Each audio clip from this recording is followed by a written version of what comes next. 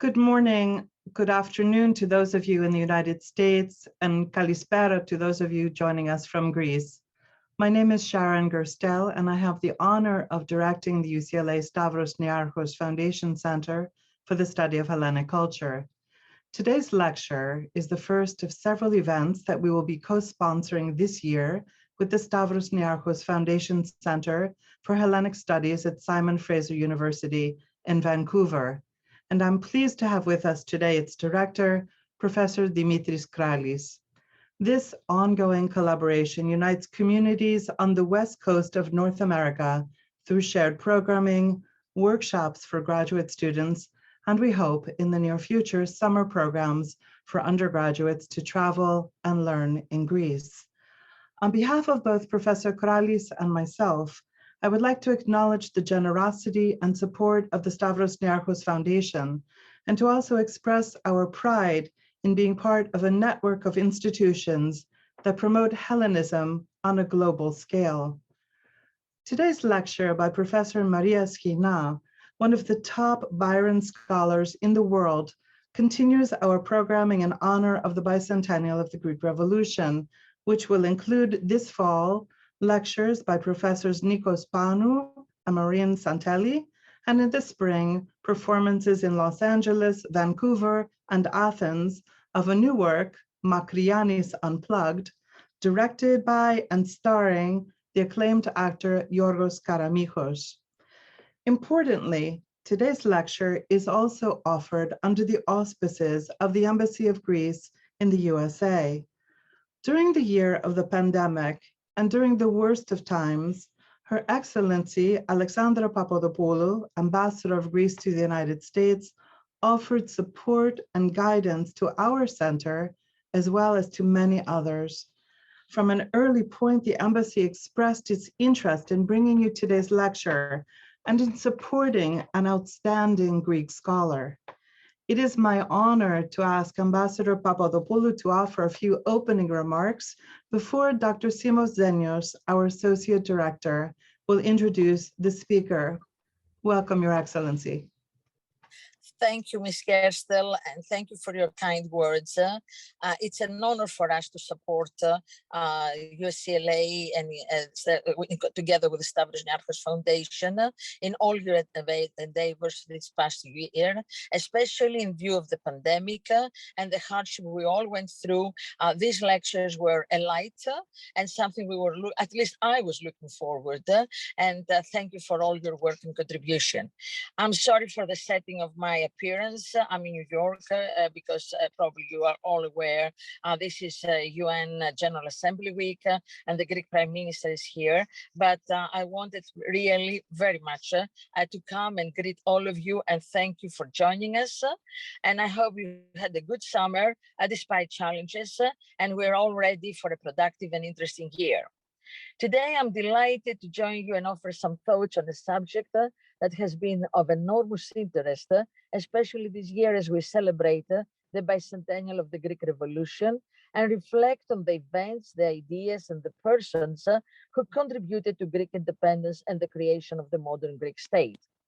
For Greek communities of the diaspora in particular, and for institutions that promote Hellenism internationally, this is an opportunity to commemorate some of the aspects of the Greek Revolution that made it into an event of global significance. Today's lecture will discuss the person of Lord Byron, as well as the Philhellenic movement, which are perhaps more closely associated with the international character of the Greek Revolution. Philhellenism, in its broader and more dynamic sense, was a multifaceted phenomenon. It encompassed the romantic fascination with Greek culture and art, the radical recovery of democratic and republican ideals from classical antiquity, the interest in contemporary Greek life as a space studying between West and East, and the support in words and deeds of the Greek Revolution. The Philhellenic movement in all its complexity was exemplified and even emblematized in the life and work of Lord Byron. The engagement with Byron's work, his life and his death, is essential to understanding how an event that took place in a relatively confined geographical space reverberated across the globe. The amount of information and scholarship on Byron, the first international celebrity of the modern period, is immense. To guide us all through this challenging topic of Byron's engagement with Hellenism, we have with us today one of the leading scholars in the field, Professor Maria Schoina from the Aristotle University of Thessaloniki. And I personally am greatly looking forward to her lecture. Of course, again, as I said in my introduction, my congratulations go to the Stavros Niarchos Foundation Centers at UCLA and Simon Fraser University for their continuing collaboration and ongoing success in bringing the best of Greek scholars to North America. I'm delighted that the Embassy of Greece can partner with both centers in presenting today's presentation. Thank you. Thank you, Your Excellency, for this inspiring opening remarks, and I would like to welcome everyone as well. It is with great pleasure that I introduce to you Maria Schoina, Professor of English Literature at the Aristotle University of Thessaloniki. Maria studied English and received her PhD at the Aristotle University.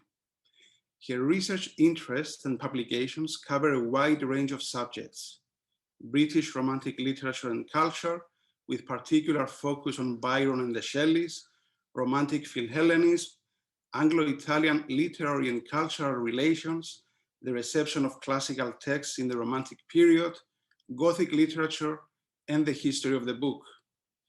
Maria is the author of Romantic Anglo-Italians, Configurations of Identity in Byron, the Shelleys, and the Peasant Circle, and she has also edited or co-edited a special issue of Grammar Journal of Theory and Criticism on the topic of the history and future of the 19th century book. She has edited the volume, The Place of Lord Byron in World History, Studies in His Life, Writings and Influence. And she has also edited a volume of translations of Romantic poetry in Greek entitled Anthology of Romantic Poets, Anthologia Romantikon Ποιητών, which was recently this year published by Kedros. Her essays and reviews have appeared in important edited collections or major journals of the field, including Romanticism, the Byron Journal, the Wordsworth Circle, European Romantic Review, Notes and Queries. I highlight only some of the topics Maria has published on, those that are pertinent to today's lecture and to Anglo-Hellenic literary relations: the reception of Percy B. Shelley in Greece, Mary Shelley's Greek studies, the engagement of Greek authors with William Blake, and the critical response to Byron's poetry in reviews of the period. She has received numerous awards and prestigious fellowships from such institutions as the Italian Ministry of Foreign Affairs, the European Society for the Study of English, the Greek State Scholarship Foundation, and the British School of Athens. In November 2014, she was the fellow at the Center of Hellenic Studies of Harvard University in Washington, DC. Excuse me. And I also add that she was the organizer of this year's International Byron Conference. Maria will be lecturing today on Byron's Romantic Philhellenism. Maria, welcome. The floor is yours.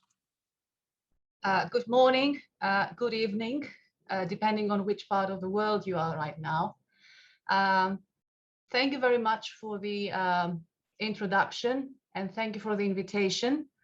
I would like to give my warm thanks to Professor Sharon Gerstel, who is the director of the UCLA Hellenic Center, to Dr. Simos Zenios, who is associate director of the center, and also would like to thank the organizers and hosts of this event, Her Excellency Alexandra Papadopoulou, Ambassador of Greece to USA, and the Stavros Niarchos Foundation Center for Hellenic Studies at Simon Fraser University. So on to Byron now. The bicentennial of the start of the Greek Revolution, celebrated this year in Greece and around the globe, has duly reminded us of Lord Byron's long and impactful engagement with modern Greece, one that began with the young poet's travels throughout the country from 1809 to 1811, and culminated in his involvement in the Greek War of Independence and death at Missolonghi on April the 19th, 1824. Byron's Philhellenic verse inspired by his first pilgrimage in the Eastern Mediterranean and written mainly before the Greek Revolution, made him the poetic champion of modern Greece, brought the current condition of the country and its people sharply into the consciousness of readers across the European continent and beyond, and became the lens through which much of Greek history and politics have been read ever since. Byron's death at Missolonghi was the last chapter of the romance of Greek liberation he himself constructed. As David Rossell argues, quote, "In the eyes of the West, the poet created Greece twice. First, when he put the Greece of Byron down on paper, and later when he played a major role in the liberation of the country." Representative studies of romantic philhellenism by Terence Spencer, C.M. Woodhouse, and William St. Clair point out that Byron's devotion to the cause of Greece grew mainly out of his admiration for the country's classical past, and they underline Byron's key role in mobilizing the idea of ancient Greece and the sad fate of Hellenism to serve the country's bid for national independence.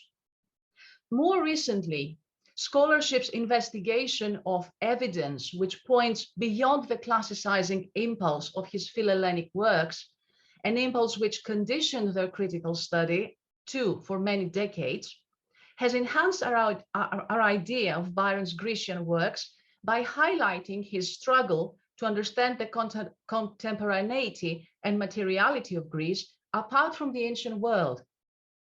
These studies offer us an informed, nuanced, and balanced view of Byron's philhellenism, one that recognizes the pro-Greek sentiments as well as the ambiguities and complexity of the poet's responses.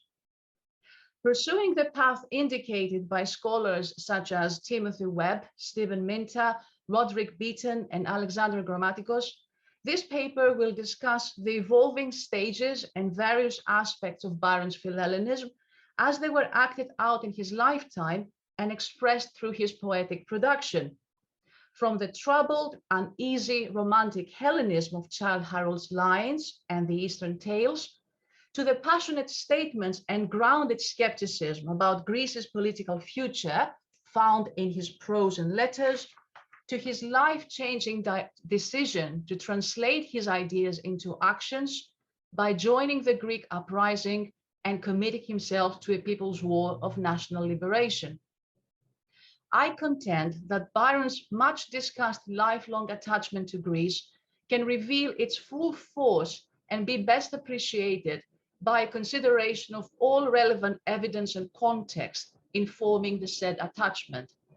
Such an approach does not discredit the image of Byron as the exemplary philhellene of his times, but as I suggest, it helps us gain a better understanding of its development, significance, and paradoxes.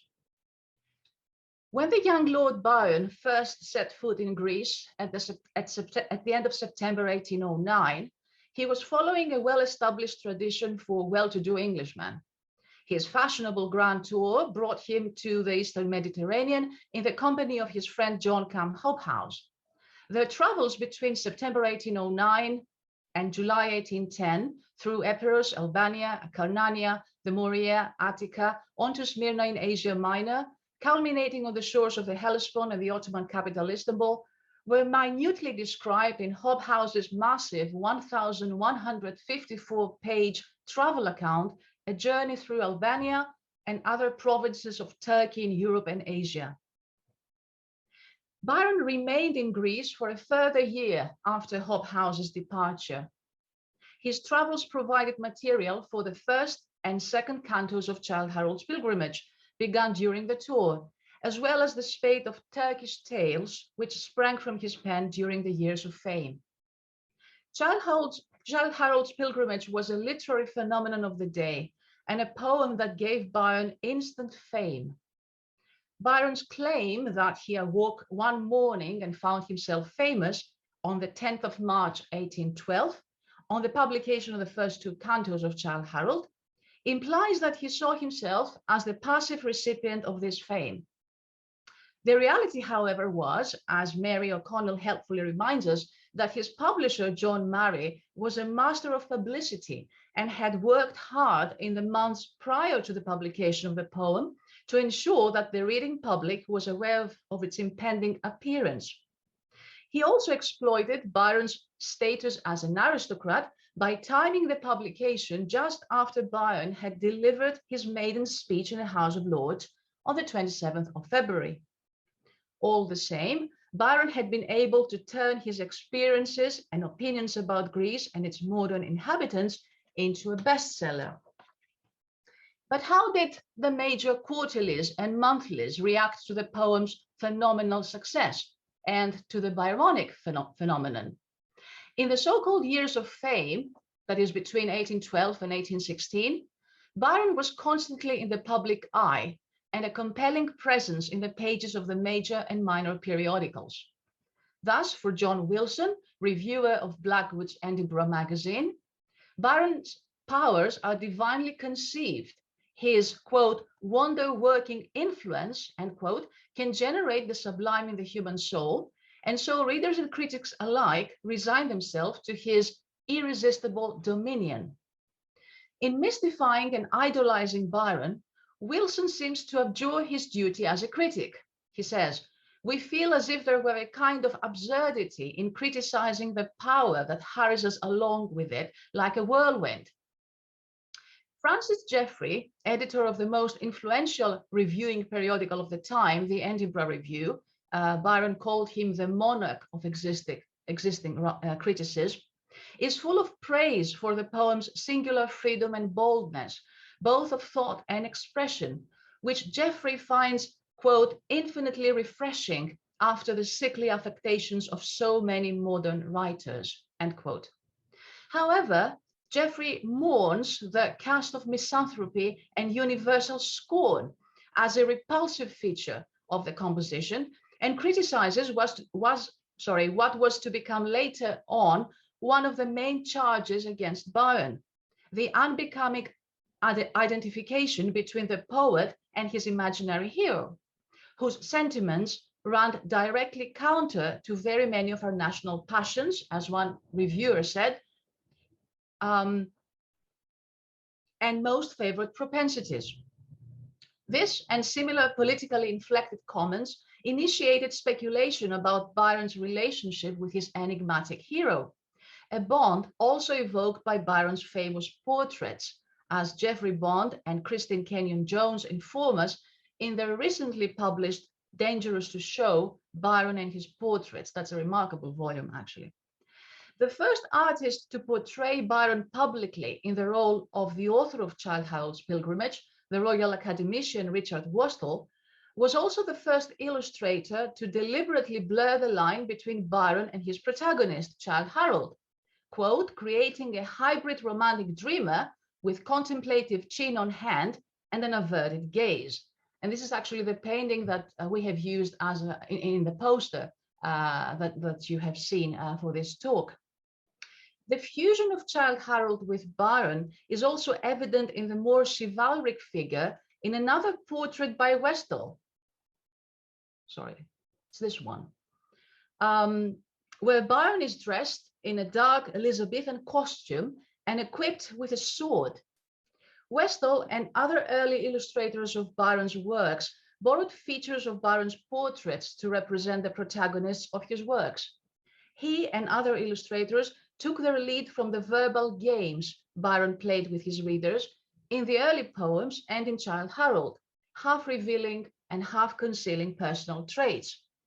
So by the time the heroes of the Oriental tales made their appearance in 1813, readers were primed to relate their characteristics to those of the poet. According to Catherine Addison, Childe Harold's Pilgrimage registers the poet's struggle between heritage and innovation. Thus, Byron adopts the Spenserian stanza, which he manages skillfully, that the strictures of the form are not especially conducive to his characteristically expansive and free-flowing discourse. Correspondingly, in his lamentations over the ruins of decayed Greece in the second canto of Childe Harold's Pilgrimage, Byron stayed within the lyrical tropes, attitudes, and manners shaped by the tradition of literary philhellenism. As Terence Spencer points out, Byron was following in the footsteps of scores of other Englishmen and travelers in Greece. His links with the many writers of the preceding centuries who recounted their emotions about Greece, like William Haygarth or Charles Kelsall, were obviously considerable, as Byron himself acknowledged. The following lines exhibit a variety of romantic Hellenism, that is the keen interest in ancient Greece or the Grecian model, in which Byron's lightly fictionalized alter ego visits Greece.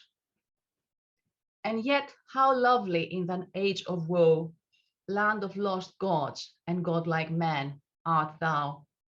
Thy vales of evergreen, thy hills of snow, proclaim thee nature's favorite now. Wherever we tread, 'tis haunted, holy ground. No earth of thine is lost in vulgar mold, but one vast realm of wonder spreads around, and all the muses' tales seem truly told.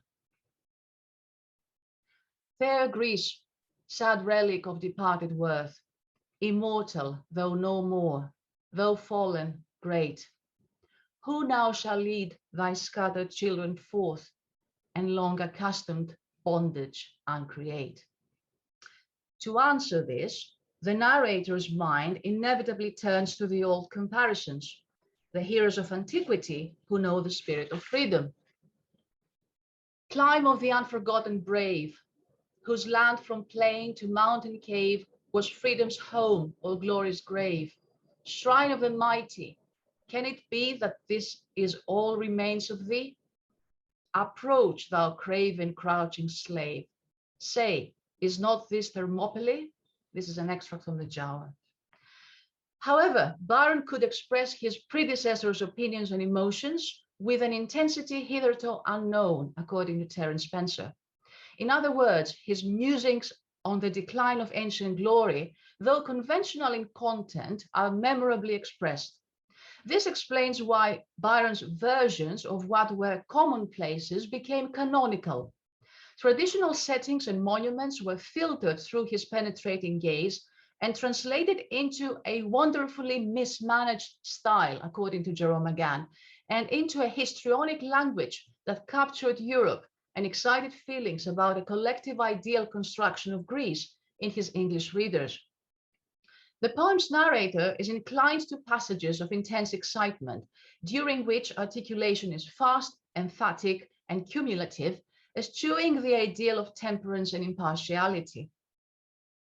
The poem rises from the same springs that fed his juvenile poetry, strong passions that overflow in effusing expressions of feeling.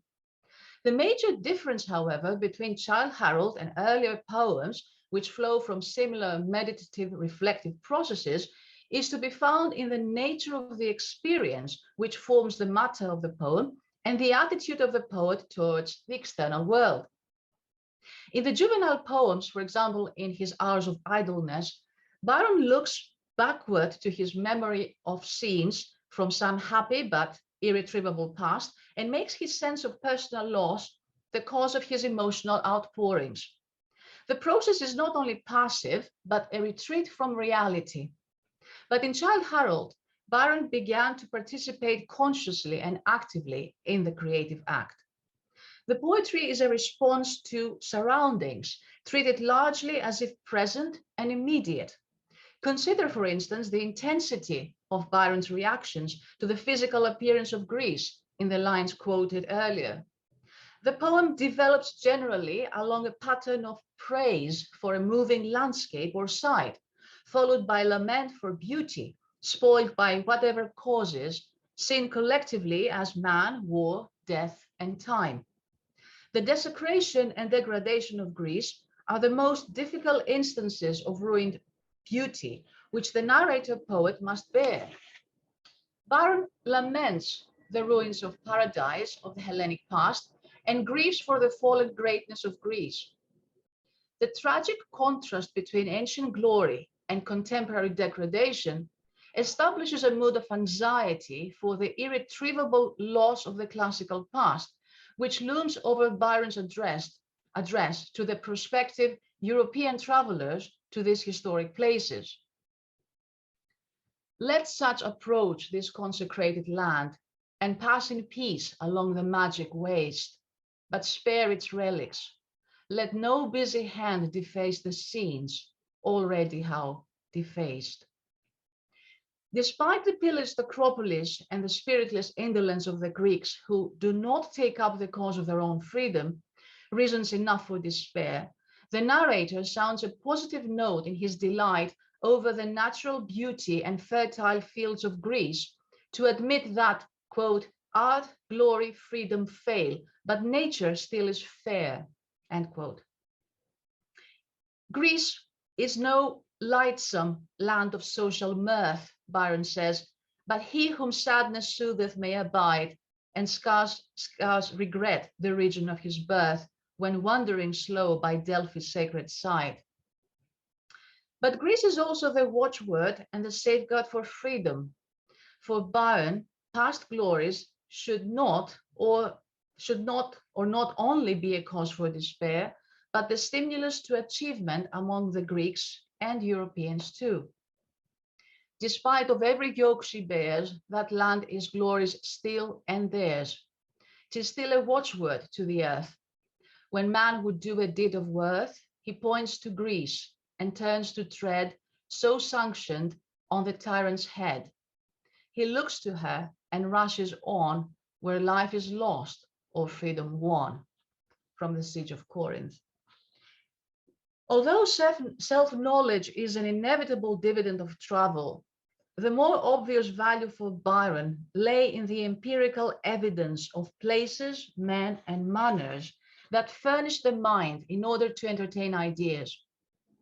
Apart from the vividness of his evocations of the contemporary landscape, the second canto of Childe Pilgrimage registers firmly Byron's enthusiasm for the people who inhabit it, Suliots, Albanians, and Turks, as well as the many Greeks he met on his travels in Athens and the south of the country.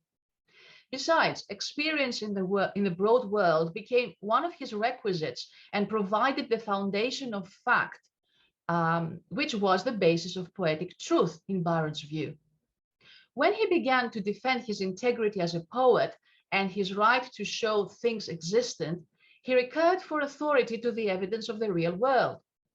Years later, in August 1820, he told his fellow poet and friend Thomas More the following: I verily believe that nor you nor any man of poetical temperament can avoid a strong passion of some kind. It is the poetry of life.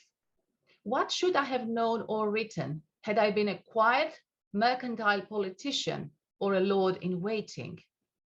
A man must travel and turmoil, or there is no existence. Stephen Minter aptly argues that Byron's perspective of Greece changes between writing the first two cantos of Childe Pilgrimage. Byron is at first unable to describe Greece without making recourse to his classical education. Byron's classical conception of Greece, a product of his school days, personal readings, and his late 18th century romantic Hellenism, was seriously challenged the moment he found himself in Ottoman-ruled Greece during his first visit. Once Byron familiarized himself with the country, his public school education proved inadequate. Being profoundly committed to learning about another culture and believing in the value of observed realities, Byron immersed himself in modern Greek culture, language, and literature, and made every effort, according to Alexander Grammatikos, to draw from his knowledge of the country's contemporary reality and to move away from a purely classicized vision of Greece. Byron's growing emotional attachment to the country was increased by his learning the language and the publication of his translations of a few Romaic texts in the appendix to Childe Pilgrimage. Indeed, as Grammatikos claims, Byron translated and published Greek literature because he wanted to introduce his British readership to Romaic language and literature in order to prove that modern Greek culture too was worthy of scholarly inquiry, and to demonstrate how a study of that Romaic culture gave readers a better impression than did classical studies of the everyday realities of contemporary Greece. Grammatikos goes so far as to suggest that Byron's strong emphasis on Romaic and focus on a multifaceted Romaic literature allows the poet to suggest to his readers that the Greeks are a dynamic people with whom it is worth becoming better acquainted, and more importantly, that modern Greece's literary culture gestures toward future liberation for Greeks. This is an important point of divergence from previous poets, thinkers, and travelers who idealized Greece. As Roderick Beaton argues, Byron from the start had a political turn of mind and addressed the subject of Greece in an extraordinary way, expressing his thoughts freely about the country's contemporary culture and political future. But the modern reader of Childe Harold's Pilgrimage, I'm talking about the two cantos now, is likely to miss Byron's notable, if at times ambivalent philhellenism, because most modern editions of Childe Harold's Pilgrimage, though reader-friendly and unified, avoid the fullness of the original, missing therefore the challenging complexity of Murray's celebrated publication. Indeed, a careful look at the complete text of Childe Harold provides substantial evidence for this complexity. The book is often equated with a poem, which is its main point of focus, but the philhellenic effect of the second canto, as Timothy Webb argues, depends as significantly on seemingly extraneous materials as on the poem itself. More correctly, perhaps, Childe Harold's Pilgrimage is made up by the whole range of its constituent parts. In addition to the poem itself, and here I have included in the PowerPoint a copy of the contents page. This is the second edition of Childe Harold's Pilgrimage, the first two cantos. So more correctly, as I said, the poem is made up by the whole range of its constituent parts. And in addition to the poem itself, with its lavish annotation, the volume contains a group of 14 shorter poems, including translations, a Romaic song, and the now celebrated Written After Swimming from Sisters to Abydos, followed by a substantial footnote explaining the circumstances. Nearly all the poems derived from Byron's Greek travels, while a few even included some phrases in modern Greek. This collection of poems was gradually expanded until the 10th edition had increased the number of poems to 30. This section was followed by another headed appendix devoted to a miscellaneous collection of texts in Romaic, the opening verses of a long dramatic satire on the Greek priesthood, princes, and gentry, familiar dialogues, in effect, a phrase book from the traveler. This is great fun, actually. It's like reading a guidebook in English and modern Greek. 6 passages from St. John's Gospel in modern and more traditional Greek, inscriptions at Orchomenos, the 1799 prospectus of a translation of young Anaharsis into Romaic by, as Byron says, my Romaic master Marmaroturi, and the Lord Prayer in Romaic and in classical Greek. Thus, the philhellenism attributed to Childe Harold's Pilgrimage is of a singular kind for its time, as it brings together two products which often exhibit conflicting tendencies. The poem, which looks nostalgically back to Greece's heroic past, and the notes to Canto 2, an appendix, which evidence Byron's intense preoccupation with Greek contemporaries and modern Greek literary culture. I would also like to suggest that not only do some of the prose pieces conflict with the verse, but oftentimes the conflict is found within a single component, a sign that Byron was struggling to make sense of the condition of Greece, which, however, he insisted on presenting it exactly as he experienced it. While the poem mainly exemplifies a nostalgic and wistful yearning to a heroic past and evokes a sense of futility, Byron's notes to Canto 2 exhibit a variety of feeling, ranging from militant philhellenism to political sympathy, to downright pragmatism, to ambivalence and skepticism about the future of the Greeks, to passionate commitment to the country and its victimized people. And I'd like to read a couple of excerpts from those notes. The first one is a very passionately written note. It refers to Lord Elgin and his helper Luggieri, the Neapolitan painter who was in his service, and it talks about plunder and the agents of plunder.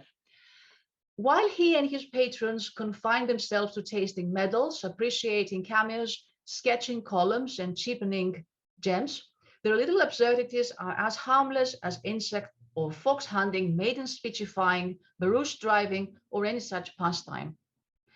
But when they carry away 3 or 4 shiploads of the most valuable and massy relics that time and barbarism have left to the most injured and most celebrated of cities, when they destroy in a vain attempt to tear down those works which have been the admiration of ages, I know no motive which can excuse, no name which can designate the perpetrators of this dastardly devastation. Previously, I read some lines which actually talked about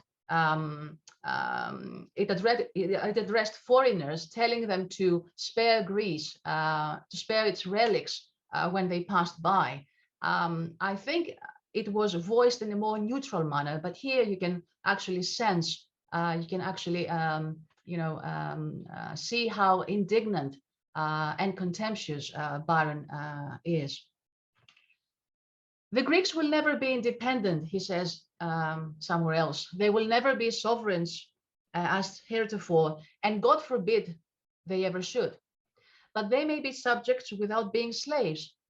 Our colonies are not independent, but they are free and industrious, and such may Greece be hereafter. At present, like the Catholics of Ireland and the Jews throughout the world, and such other cudgelled and heterodox people, Greeks suffer all the moral and physical ills that can afflict humanity. Their life is a struggle against truth. They are vicious in their own defense. Now, in the name of Nemesis, for what are they to be grateful? Where is the human being that ever conferred a benefit on Greek or Greeks?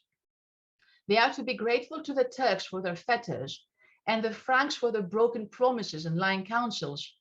They are to be grateful to the artist who engraves their ruins, and to the antiquary who carries them away, to the traveler whose janissary flogs them, and to the scribbler whose journal abuses them. This is the amount of their obligations to foreigners. Of the ancient Greeks, we know more than enough, Byron says. Of the moderns, we are perhaps more neglectful than they deserve. But instead of considering what they have been and speculating on what they may be, let us look at them as they are. And here it is impossible to reconcile the contrariety of opinions. Some, particularly the merchants, decrying the Greeks in the strongest language. Others, generally travelers, turning periods in their eulogy and publishing very curious speculations grafted on their former state, which can have no more effect on their present lot than the existence of the Incas on the future fortunes of Peru. Byron's long and extensive prose notes and appendixes, illustrating a mind struggling with the political realities and absurdities of his time, put a different light on Childe Harold's romantic and abstract musings on the subject of Greece. A few months after his return to England, Byron was writing to Hobhouse. My own mind is not very well made up as to the Greeks, but I have no patience with the absurd extremes into which their panegyrists and detractors have equally run. All the same, the enormous success of the poem, its translation into many languages, and its author's fame alerted the Europeans from 1812 onward to the mixed reality and character of Greece, a sad relic and a living landscape inhabited by contemporary people under Ottoman rule. Riding on the success of the first 2 cantos of Childe Harold's Pilgrimage, the Eastern Tales appeared between 1813 and 1816, drawing on Oriental settings, heroic stereotypes, and cross-cultural themes. The Eastern Tales, the Giaour, the Corsair, the Bride of Abydos, Lara, the Siege of Corinth, appealed to the public taste and received a great deal of critical attention, with magazines and newspapers featuring regularly popular passages. Byron's presentation and thinking about Greece do not really progress in these narrative poems, and the subject of Greece drops out only to return some years later in the famous lyric, The Isles of Greece, inserted in the third canto of his epic satire, Don Juan. The song, written in 1819, is actually a pastiche of modern patriotic songs by Greek nationalists, expanded and extrapolated for Canto 3. The song, widely held as one of the most famous expressions of Byron's Philhellenism, opens by invoking nostalgically the Arcadian life that was ancient Greece. The Isles of Greece, the Isles of Greece, where burning Sappho loved and sang, where grew the arts of war and peace, where Delos rose and Phoebus sprung. Eternal summer gilds them yet, but all except their sun is set. The longing for an irretrievable heroic past is more than once projected as a yearning for a glorious future. Marathon, Salamis, Thermopylae, the famous battlefields are pointedly evoked to urge the modern, degenerated Greeks to emulate their glorious ancestors. Following the trajectory of Childe's pilgrimage and of the Giaour, the Greeks are urged to trust no one but their native swords and native ranks in order to gain their freedom. The mountains look on Marathon, and Marathon looks on the sea, and musing there an hour alone, I dreamt that Greece might still be free. For standing on the Persian's grave, I could not deem myself a slave. Read out of its fictional context, these impassioned stanzas of the song, in which the poet mourns for the present state of Greece and exhorts its people to take action, read like an affecting statement of Philhellenism. But the atmosphere is imbued with ambivalence, a result not only of the repeated exhortations to the revelers to drink and fill high the bowl with Samian wine, but also of the presence of the sad trimmer. The poet who sings the lament for Greece's conquered state to the audience of Juan, Heidi, and their party is presented as a man who remains prosperous by giving his audience what they want. Quote, he gave the different nations something national, end quote, and by flattering those in power. Byron says, he being paid to satirize or flatter. Byron therefore undermines his lyrical proclamation, conveying his uncertainty, skepticism, and cynicism about the prospects of the country and about the prospect of political change in the European restoration en masse. Byron wrote The Isles of Greece while he was in Italy. It had been preceded by the prophecy of Dante in the summer of 1819, which aimed to champion Italian patriotism and unification. Byron identifies with the Florentine poet to ventriloquize not only on the subject of modern Italian patriotism, but on more general issues that concern him: political freedom, the role of the poets, the ethical and political function of poetry, the power of words to incite action. Many are poets, but without the name. For what is poesy but to create from overfeeling good or ill, and aim at an eternal life beyond our fate, and be the new Prometheus of new man? The prophecy of Dante bears the seeds of revolutionary Byron. Quote, who toils for nations may be poor indeed, but free, who sweats for monarchs is no more than the gilt chamberlain, who clothed and fed stands sleek and slavish, bowing at his door. Byron's concurrent involvement in the Italian revolutionary movement of the Carbonari shows that he had started thinking seriously about the possibility of acting out in the real world. But what directed Byron's thoughts and energies toward Greece? There were other contenders, including South America, and many reasons have been suggested regarding his motivation, including Byron's ambition to distinguish himself in the world of action or politics, his need to counter physical decline and mortality, the fact that he was bored with his life in Genoa, etc. In his famous study, Byron's War, Romantic Rebellion, Greek Revolution, Roderick Beaton convincingly argues that Byron's transformation from the gloomy but rebellious child into the new Prometheus of new man was the culmination of a long process building up since the Frankenstein summer with the Shelleys in 1816. While I agree that Byron's decision to join the Greek struggle was a tribute to everything that Shelley had come to represent in his imagination, I would also like to suggest that what may have also urged him to achieve a novel political awareness and articulate a more nuanced position with regard to the cause of liberty and the cause of Greece sprang from the new turn his poetry had taken after 1817 and the pivotal events attending this change. Byron's revisionist project in poetry that led to Don Juan was conditioned by a series of interlocking facts. His discovery of a new poetic style in verse form after 1817, his involvement in the liberal, verse and prose from the South, the Cosmopolitan Journal initiated at Pisa by Percy Shelley, Leigh Hunt, and Byron himself, and his changing relationship to the public and the publishing world. All these events catalyzed his literary sensibility and thought, leading to a drastic change of his perception of poetry and politics compared to the one he held in his early career. And I would like to talk a little bit about these three factors, which, as I perceive it, as I see it, impinged on his decision to go to Greece. As Byron neared the end of the fourth count of Childe's pilgrimage in 1817, his letters express weariness with his poetic enterprise and a sense of its completion. Appropriately, he exorcises Harold, bids farewell to his child of imagination who blocked the way towards the real world, and concludes the work with the acknowledgement that it is fit the spell should break of this protracted dream. Crucially, the passage belongs in the context of the closer critical examination of the poetic style of the day, announced in the fall of 1817, when he offered his publisher John Murray a summary of his thoughts on Thomas More's long-awaited Lalla Rookh.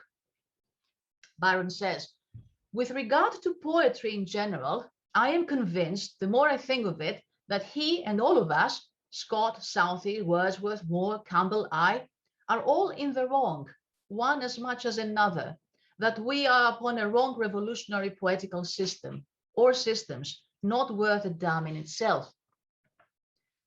Byron believed that contemporary verse went wrong when it proceeded on a poetical system or on principles. Unlike Wordsworth and Coleridge, Byron mistrusted the imagination as a means to truth, nor could he submerge the personality of the real self in the poetic self. Perhaps even worse, and in contrast to all his contemporaries, he maintained a firmly skeptical view of poetry and the idea of the poet. "One hates an author that's all author," he writes famously in Beppo, or he calls the poets liars who take all colors like the hands of dyers. This is from the third count of Don Juan. The kind of monological discourse practiced in the Eastern tales was capable of no development, and as Catherine Addison claims, the escape from this impasse was not so much a different story as into a meta-language which drew attention to the poetry, the speaker, the reader, and the comedy and pathos at the heart of their relationships. What was actually needed was a style through which Byron could express his individual view of the world by embracing the ironies of existence. Anti-romantic to the extent that he could not believe in either the world or man as perfectible, Byron required a verse form that would reflect and accept his vision of the disparity between reality and illusory hope, one that would allow him to laugh at the way things are rather than weep because they are so. That style Byron achieved in the end by balancing his extreme consciousness of audience demands against an unshakable belief in his poetic vision and determination to express that truth. It was a fortuitous conjunction of events when his lawyer, Douglas Kinnair, brought with him to Venice a copy of John Hookham Frere's Whistlecraft, which was published in 1817. Critics agree that it was Whistlecraft a mock heroic imitation of Italian Renaissance poet Luigi Pulci's Morgante Maggiore that showed Byron the rewards of transposing into English the ottava rima with which he was already familiar from the Italian originals. And one effect of Whistlecraft was to set Byron on a further exploration of Italian poetry. These years, 1817 to 1820, stand as the watershed of Byron's poetic development. Appropriately, this 3-year period begins with the publication of Beppo, forerunner of his mature and unique style, and closes with the completion of the 5th canto of Don Juan. Published anonymously in 1818, Beppo was neither what John Murray nor the reviewers really expected from Byron after, the success of Childe Harold's Pilgrimage. But the playful mood and garrulous style were viewed as a welcome change from the misanthropic gloominess. The poem has been duly recognized as Byron's decisive move towards the fashioning of his new idiom, which drew on Italian and European models, a style he also pursued in Don Juan. Beppo is liberating as a new form of poetic expression for Byron, and it also discharges impressions of the Mediterranean that had not been released in previous poems. Byron had learned from Frere's Whistlecraft that the Italian octave, the ottava rima, was capable of expressing many moods. It is true that as a structural unit, ottava rima can be employed for very different purposes. As Virginia Woolf wrote in her Reflections on Don Juan in her diary of 1918, it's what one has looked for in vain, an elastic shape which will hold whatever you choose to put into it. Its most important feature is the disjunction built into the structure of the stanza. The keynote is change. Byron, freed by history and his own temperament from the restrictions of moderation, becomes angry or despairing, ironic, silly, romantic, or simply outrageous as the story or his thoughts provoke him. And thus his poetry includes more facts of human experience and is more variable as to the tempo of its reading and the mobility of and range of its tones. And here is an example of Beppo. To turn and to return, the devil take it. This story slips forever through my fingers, because just as the stanza likes to make it, it needs must be, and so it rather lingers. This form of verse began, I can't well break it, but must keep time and tune like public singers. But if I once get through my present measure, I'll take another when I'm next at leisure. Ottava rima enabled the creative recasting of Byron's role as brooding outsider. His allegiance to England had often seemed questionable to early reviewers, who felt that Childe Harold I and II had not endorsed British values as wholeheartedly as travel writing by a noble Englishman ought. Beppo inclined to the continental way of doing things, but was seen as a jet d'esprit. Byron's next original work in ottava rima attacked English expectations in a more sustained way. Don Juan's radical politics and equivocal morality discouraged John Murray from adding his firm's or Byron's name on the poem's title page in 1819.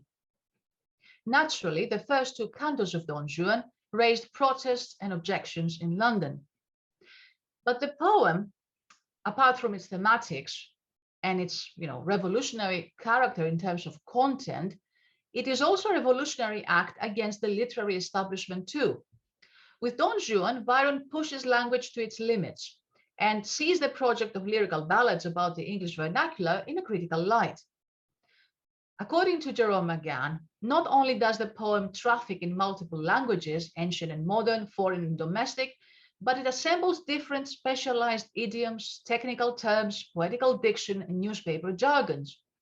In this way, Byron's poetry proposes no limit to the things to be taken up, or the kinds of connections they might involve. For all these reasons, Don Juan became the battleground where Byron met Murray and his cohorts to shape his final poetic principles, as well as the arena where Byron hit back at the reviewers after years of silence. His London publisher was horrified by the confrontational nature of cantos 6 to 9 and said he could not publish them. He was even more horrified by Byron's association with the Hunt brothers and his involvement in the publication of the Liberal. In October 1822, Murray would make a last effort to reason with Byron. This is an excerpt from John Murray's letter to Byron. Werner and the Mysteries I can and will publish because they will diminish the universal disappointment and condemnation which has followed the publication of the first number of the Liberal. Never since I have been a publisher did I ever observe such a universal outcry as this work has occasioned, and it is deemed to be no less dull than wickedly intended. Really, Lord Byron, it is dreadful to think upon your association with such outcasts from society. It is impossible, I am sure, that you can conceive anything like the horrid sensation created in the mind of the public by this connection, unless you were here to feel it. Byron's alignment with the Italianized Cockney magazine, this is how the reviewers called the Liberal, certainly caused quite a stir and in large measure influenced the course of Byron's actions after 1822.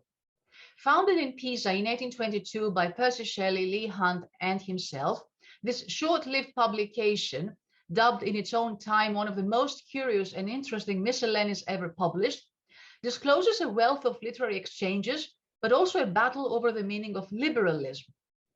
Recent reappraisals of the Liberal look at the periodical as a politically and intellectually coherent and forward-looking project, rather than as a fruitless intervention, arguing for the Liberals' reformist program for freedom and tolerance on an aesthetic, intellectual, political, and religious level.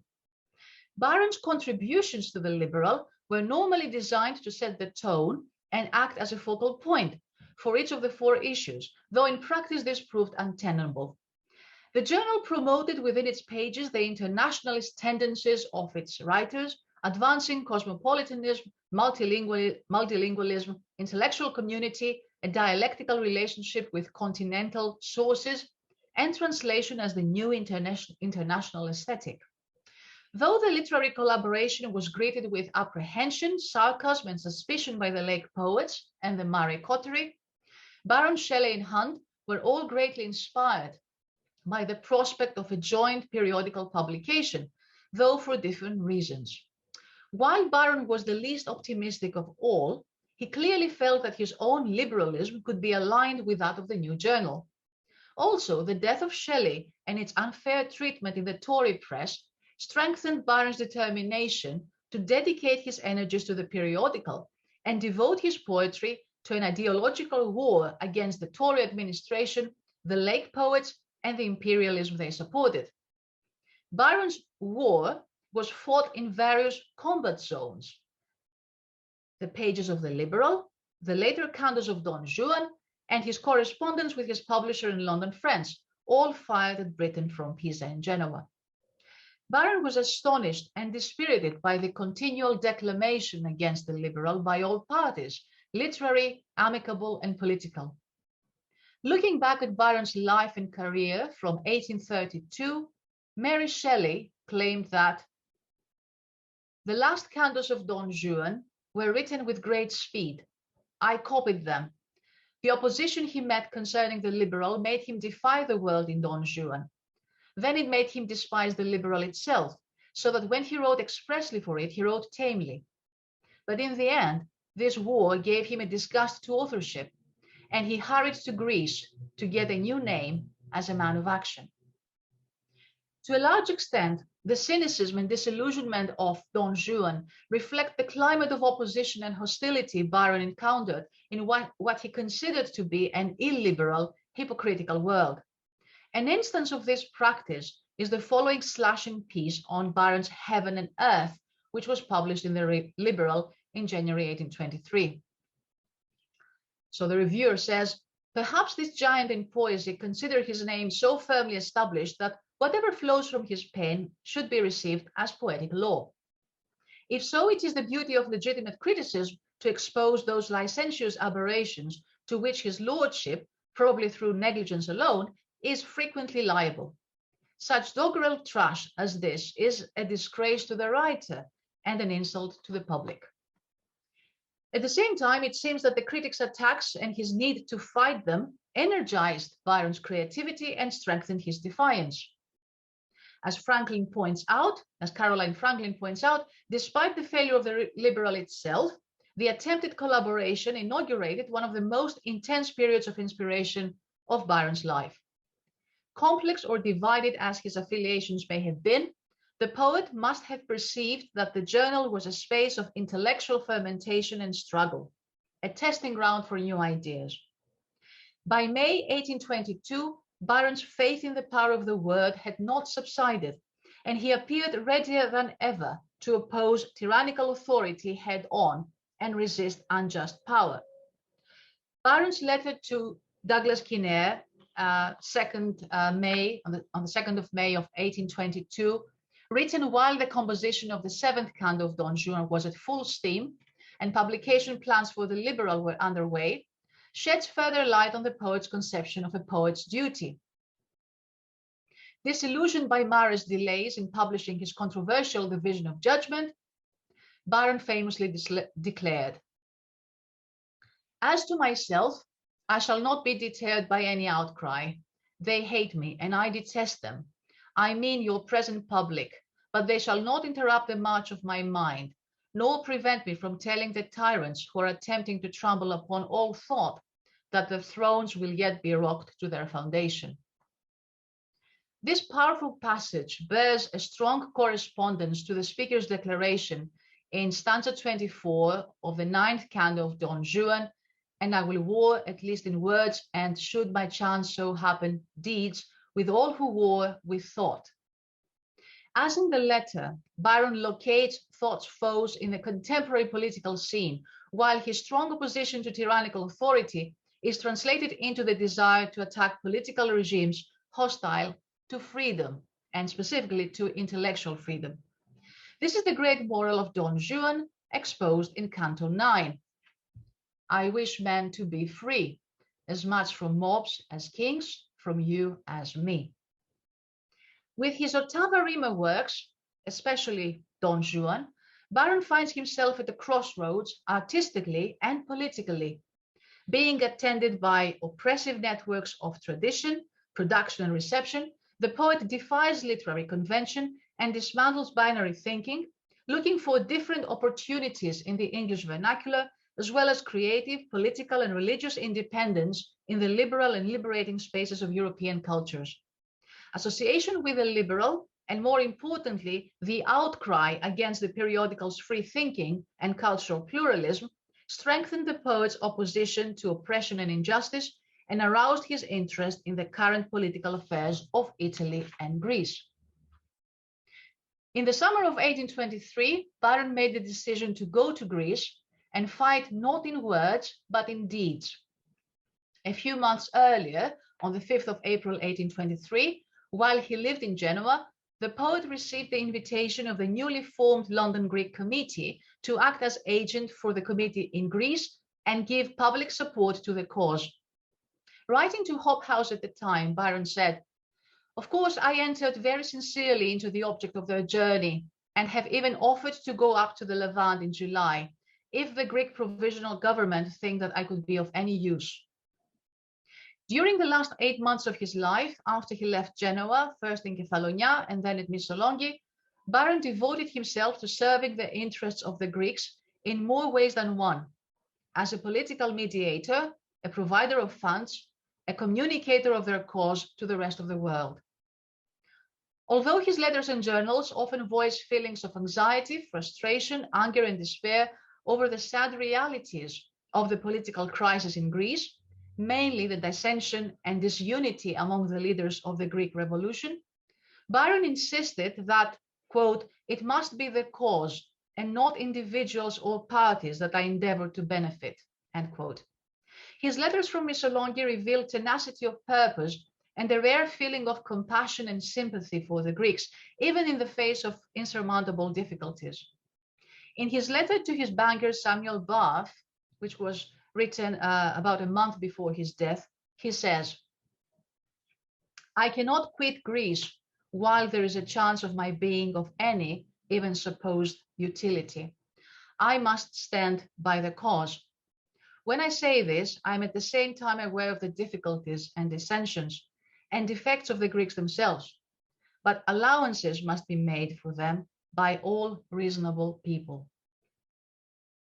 This paper has made a case for the challenging character of Byron's commitment to the Greek cause, which I view as an outcome not only of his feelings for the country and its people, but of a constellation of events that galvanized his literary sensibility and thought, leading to a dramatic change of his perception of poetry and politics. The traces of this change can be followed through his poetry and other writings. Byron transformed the image of Greece in the modern imagination through his words, never unambiguously. On the other hand, he capitalized on stock chromatic images of ancient Greek in his works, whilst never neglecting his focus on contemporary Greece. On the other hand, he sensed what was at stake politically and was able to foresee Greece as a nation, and so did Shelley in his preface to Hellas. Byron was aware of the tremendous power words have and committed himself to poetry as a weapon of resistance and struggle. His notion that words are things and have a moral impact emphasized the power of writing in making thousands, perhaps millions, think about the cause of Greece and beyond. However, his political pragmatism and dedication to the principle of freedom made him seek a soldier's grave near the end of his life and become a man of action who died in the war zone of Greece. Thank you very much. Thank you, Maria, for this wonderful, this very rich and informative lecture. You gave us not only a broad look of Byron's trajectory, but a close look to textual details, to networks of communication of the time. And I'm sure you also offered us a desire to go back to those texts and reread them with a fresh perspective. At this point, I would like to ask you to join me in a virtual round of applause for the wonderful lecture that we heard today. I would like in my turn to thank our partners in co-sponsoring this event, the Embassy of Greece in USA and our colleagues at the Simon Fraser Stavros Niarchos Foundation Center for Hellenic Studies. And of course, I would like to thank all of you for attending today's lecture. As Sharon Gerstel, our director, said at the beginning of the talk, we have another upcoming lecture related to the 1821 bicentennial by Professor Nikos Panou, which will talk upon the Byzantine survivals, the Byzantine influence on the Greek Revolution. I'm pasting in the chat the link, which will give you more information. And if you wish to register, you can follow that link. And again, thank you very much for attending. I look forward to welcoming you to our future events. Have a wonderful day or evening, everyone.